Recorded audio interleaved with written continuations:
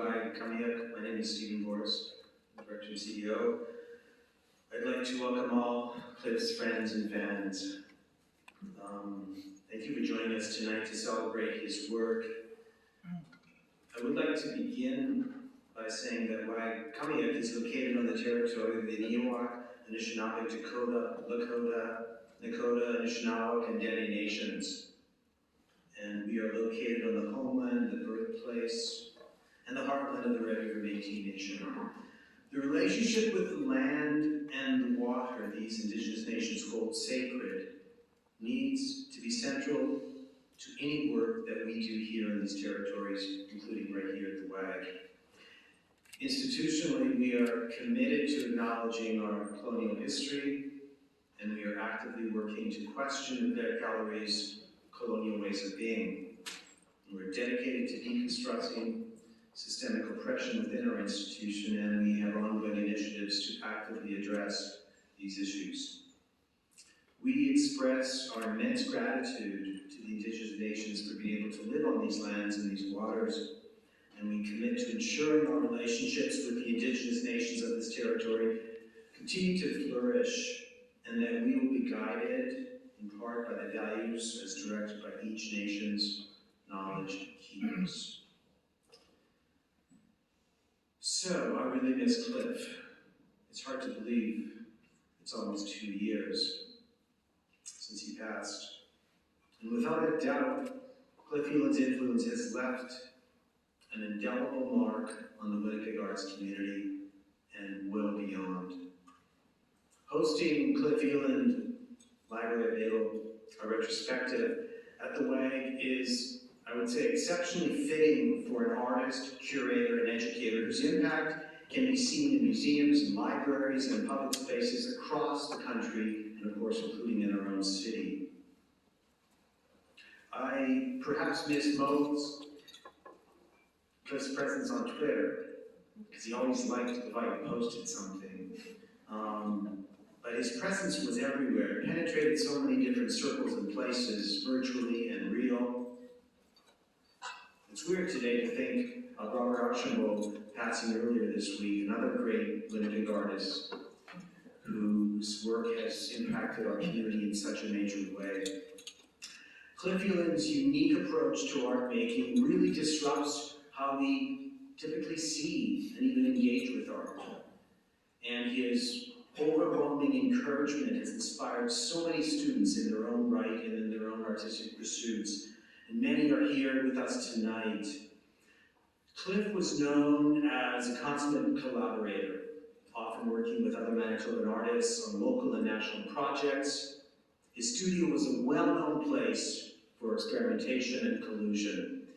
You may recall, his work with George Troll's Status Update is one example, just one example of a playful collaboration that grew to epic proportions.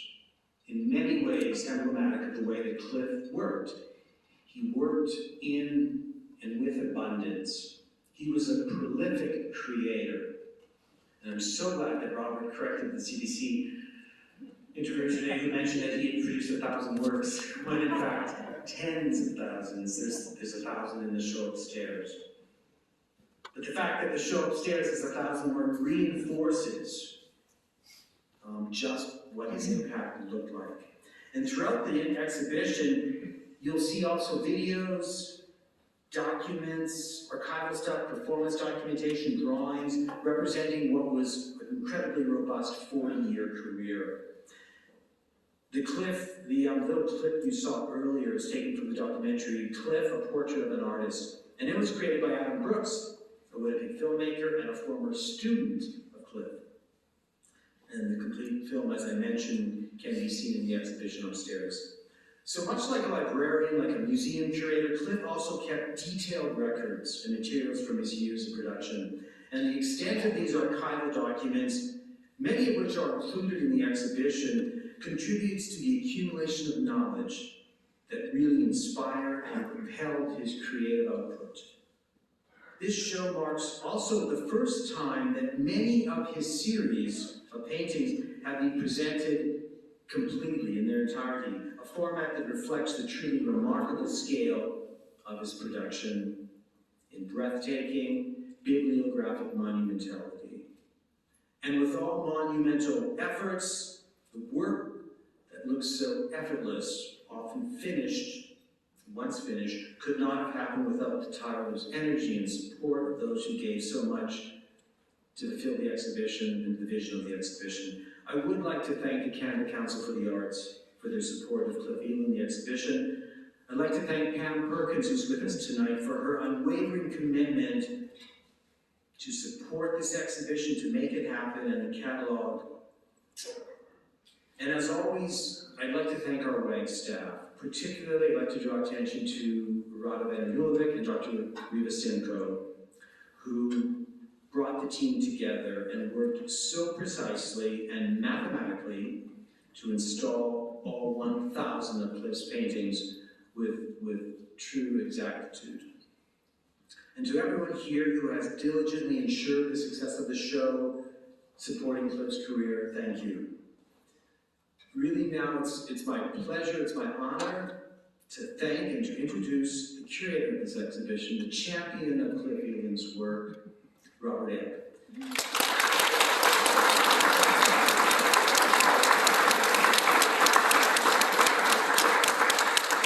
Robert is so young, but he's been around so long, and he's done so much.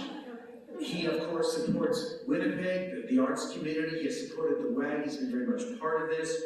And his career has woven in and around museums and galleries across the country, not just within Canada, but also Singapore, Germany, and other places. He has a long history with our city and with the arts community. And right here at the WAG, he knows the WAG much better than I do. He organized and managed, as some of you may know, our touring exhibition programs nationally and internationally. He took shows from this institution around the world. And then Robert did this amazing thing and brought this show together. And its genesis is really this collaborative effort between Robert and Cliff. And once Cliff passed, it was Robert who took this initial concept and brought it to life into this incredible retrospective. We could not have done this without Robert. And we're thrilled to have him with us tonight to celebrate these works and the man who made them. So please join me in thanking and in welcoming Robert Eyland to the stage.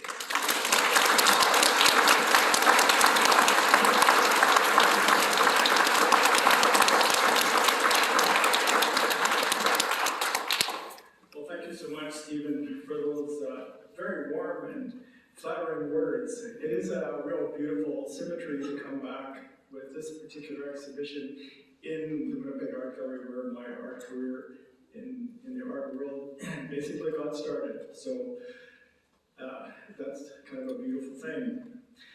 So good evening to everyone. It's really remarkable that we are all here able to celebrate Cliff together. It's been a long journey to get to this point. Lots of milestones and lots of obstacles along the way, but we're all here, and it's really a wonderful experience to actually have this celebration take place. So I will just say a few words about knowing Cliff and how the exhibition came together. And I want to acknowledge those folks that really helped make this exhibition come together. So I have to start with saying that my friendship with Cliff had a lot to do with this exhibition coming about in the first place. I've known him for more than 20 years, and for 9 of those years, I worked with him at Gallery 111 at the University of Manitoba School of Art. And I always admired his work and work ethic, and I'm honored to have produced this exhibition with him. Cliff was a gifted and prolific artist, to say the least, who could spin gold out of just about any kind of straw. And with an art production of thousands upon thousands of 3x5-inch paintings and drawings and numerous other works spanning 40 years, it was indeed a challenge for us to select the pieces for the Library of Babel Retrospective. Fortunately for me, and for Cliff had done a lot of the legwork for the show before we began collaborating in late 2017. He had made a selected survey of the artworks in his collection that highlighted important works in his career. And those are the pieces that you see in the show. And I've also added several works, as Stephen mentioned, that hadn't been seen before, and sort of rounded out the exhibition that way. Cliff was a bibliophile, as you know, who loved books and art in equal measure. So it comes as no surprise that most of the pieces in the Library of Babel exhibition represent his love and affection for books and writers, and his reverence for libraries and librarians, those custodians of the imagination. One of Cliff's favorite authors, and mine too, was the Argentine writer Jorge Luis Borges. Cliff enjoyed Borges' short stories, which blurred the line between fact and fiction. And he especially enjoyed the story The Library of Babel. And in this tale, Borges' metaphorical conception of the library as a universe resonated with Cliff's panoptic attitude toward art making, which considered everything as a potential subject for his art. So we agreed that the Library of Babel would be an appropriate conceptual framework for exploring Cliff's obsession with the library, his various strategies to merge the art gallery with the library, and vice versa, and for presenting his own creative cosmology. While the exhibition is primarily about Cliff as an artist, his creativity extended well beyond his own art practice to professional endeavors as a gallery director, curator, and educator. In this capacity, he revealed he was also a brilliant intellectual, constantly engaged with what Umberto Eco calls critical creativity. When I was working with Cliff at Gallery 111, I had witnessed and admired and envied, I must admit, his facility as a writer and curator. In the Library of Babel Retrospective, I thought it was important to tell this part of the story as well. I felt viewers wouldn't be getting a full picture of Cliff if they also didn't know he was producing new knowledge every day through these other creative activities that have always run parallel to and informed his studio practice. Cliff had a special connection with people. He had an openness, a warmth, and a charm that drew others to him. As Stephen mentioned, Cliff loved to collaborate. If you had a great idea, any kind of idea he was sort of interested in, he was happy to participate and support you. But while I was organizing this exhibition, I was surprised to discover how many of Cliff's art projects involved friends, family members, and his art world colleagues as his subjects. This confirmed to me that Cliff wasn't the kind of artist who stayed cloistered in his studio. He didn't keep people at a distance from his art. Instead, he thrived on creating a community of like-minded souls, and he enjoyed making us part and parcel of his existence and artistic legacy, perhaps without us really knowing it at the time. I realized I was one of the many fortunate folks whose life crossed paths with Cliff in the most meaningful and fortuitous of ways. At the end of the day, the Library of Babel project is an expression of gratitude for all that Cliff has meant to me. So the first person I must thank is Cliff for trusting me to prepare this retrospective show. Cliff worked hard to distill his immense artistic output to fit within the contours of this exhibition before he passed away. His help in the research, development, and completion of this project has been immeasurable. A retrospective such as this can only come together with the assistance of many individuals and institutions. And with funding, I'm grateful to the Canada Council for the Arts for their generous support of my exhibition research, which got the whole ball rolling. My warm appreciation goes to Director and CEO Stephen Boris and the Winnipeg Art Gallery, Quamiok, for embracing the Library of Babel retrospective. I'm delighted to see Cliff's work receive the acknowledgement and attention it deserves. The WEG staff have been instrumental in making this show and the accompanying publication a reality. I'm especially grateful to Ariva Simcoe for her positive collaborative efforts and for expertly managing this project through all its phases. Many thanks to Radovan Radulovic and his team for their dedication, professionalism, and infinite patience installing Cliff's artwork. Not an easy thing to do, when they're so small and there's so many of the pieces, but they did a fantastic job. The assistance and encouragement of Pam Perkins, Cliff's wife, has been especially significant to me in developing my understanding of Cliff's life and work, and in sustaining my efforts to make this exhibition a reality. Thank you so much, Pam. In many ways, the project came about from the combined efforts and hard work of Cliff's studio assistants. For this, I am indebted to Sarah Jo Kirsch, Janet Rothney, and Craig Love, who I relied upon heavily after Cliff's passing. During this project, I've had the pleasure of getting to know Cliff's wonderful family, and I've benefited immensely from their enthusiasm and unconditional support. My thanks to Kay Eyland, Cliff's mother, and to his brother Terry and his sisters Dawn, Lynn, and Mary Ellen Eyland. I'm so pleased that Dawn and Terry are here, representing the Eyland family, and that we'll have the opportunity to see their brother's exhibition. I know Cliff would be as happy as I am that they saw the show. So, take the opportunity to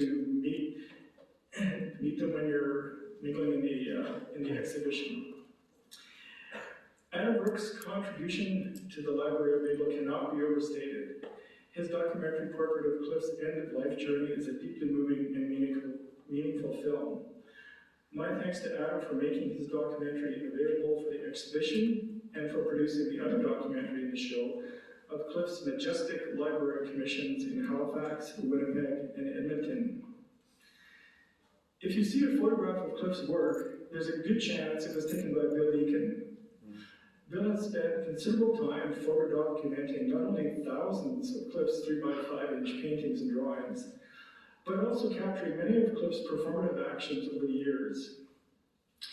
Bill's photography has been essential to my research and development of this exhibition and the accompanying catalog. Many thanks to Bill for his wonderful photography and all he has done to assist me with this project. My heartfelt thanks as well to the private lenders and public institutions for their important support of this project. The show would not exist without their contributions. And a special thank you to Tara Gallagher and Duwa Design for a beautiful publication, and to the WAG staff and Pam Perkins for the valuable assistance they provided in producing the catalog. Special thanks to guest writers, Tricia Wodsney, Craig Love, and Robin Metcalf for their thoughtful catalog essays. Isabel Jones, my wife, has assisted me in countless ways in the production of this retrospective project. I'm eternally grateful for her work and patience as my editor-in-chief and personal consultant on my ideas for the exhibition as it unfolded. I thank her for her unwavering support of the years, her optimism and inspiration. Thank you.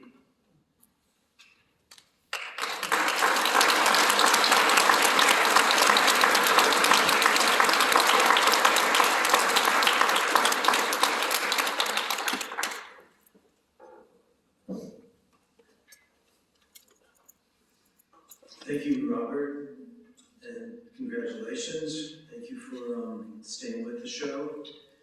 We have an amazing curatorial team here at WAG Command, but we also work with guest curators all the time. And every once in a while, a guest curator comes around that you just trust. You trust with the work, with the institution, with the staff, and with the city, and then, of course, with the artist. And Robert, in a very insightful, very methodical and knowledgeable way, has delivered something really important for our city. So thank you. Now, before we move on to the rest of the evening and for you to see the show, I really would like to introduce our final speaker. She is a distinguished professor of English at the University of Manitoba. She's also the wife of Cliff Eyland. Pam Perkins has been an incredible support here. She reached out shortly after Cliff passed to offer her help, and she has supported the show in many ways. So please join me in welcoming Dr. Pam Perkins.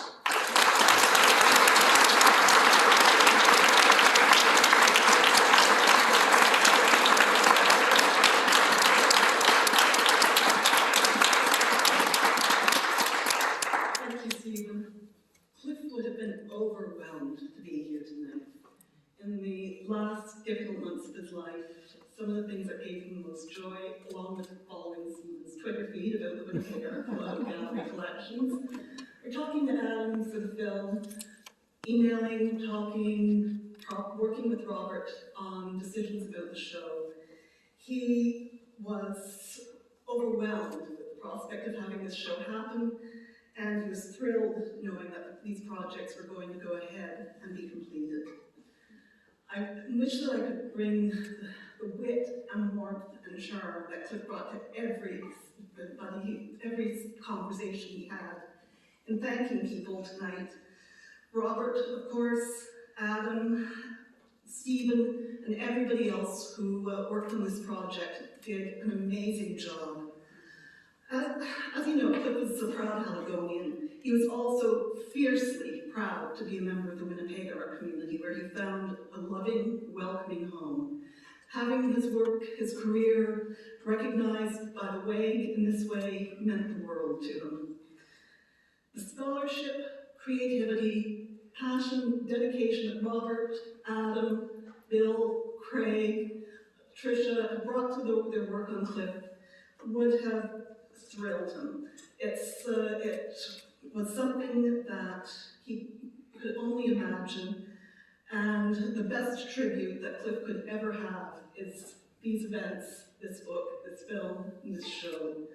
I know that Cliff would have been delighted beyond measure to be here tonight, as I am, and it's still unbelievable that he isn't. So thank you for coming out. Thank you to everybody. Cliff would have been so thrilled to be standing here instead of me.